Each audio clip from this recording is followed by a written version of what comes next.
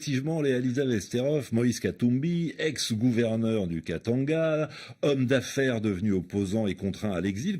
Il a donc lancé la semaine dernière son propre mouvement politique, Ensemble pour le changement.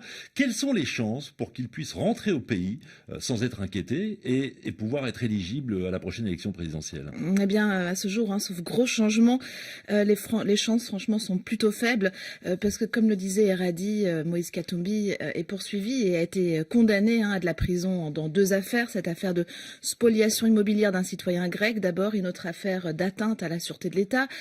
Alors l'Église catholique et de nombreux observateurs ont parlé d'une mascarade judiciaire, mais finalement, peu importe, tant que ces condamnations existent, Moïse Katumbi, pour le moment, ira directement en prison à son arrivée au Congo. Alors l'accord du 31 décembre, qui a été signé avec l'opposition, tout comme un rapport confidentiel transmis en mars dernier par les évêques à Joseph Kabila, ces 2 documents demandent l'abandon des poursuites à l'encontre de Moïse Katumbi afin qu'il puisse rentrer au Congo.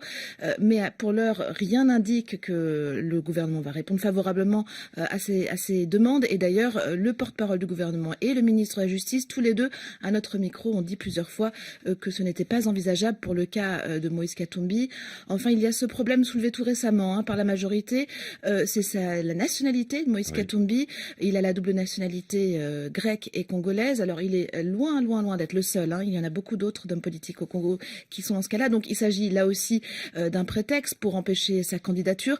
Mais tout ça révèle quand même l'ampleur du blocage qui existe encore du côté de la majorité pour voir Moïse Katumbi, l'ex-proche de Joseph Kabila, revenir au pays pour concourir contre lui. En tout cas, les proches de Moïse Katumbi sont convaincus.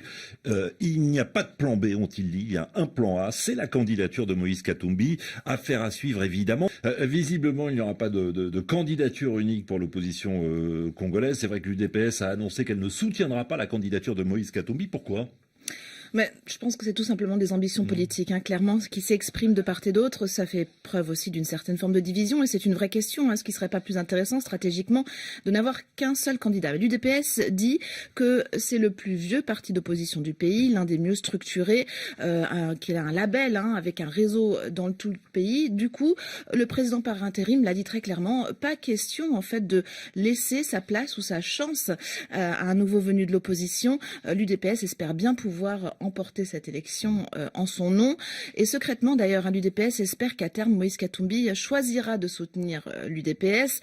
Dans l'hypothèse, par exemple, peut-être qu'il ne puisse pas rentrer au pays et qu'il soit obligé de renoncer à cette candidature. Donc, ambition de part et d'autre. La contre-offensive de l'UDPS dans l'immédiat, si on peut dire, ce sont des contacts avec l'UNC de Vital Kamerhe et le MLC de Jean-Pierre Bemba, les 2 gros autres partis de l'opposition. Alors, pas de candidat commun encore, mais les 3 partis disent qu'ils travaillent à la possibilité de mutualiser leurs efforts, de s'aligner sur des objectifs communs.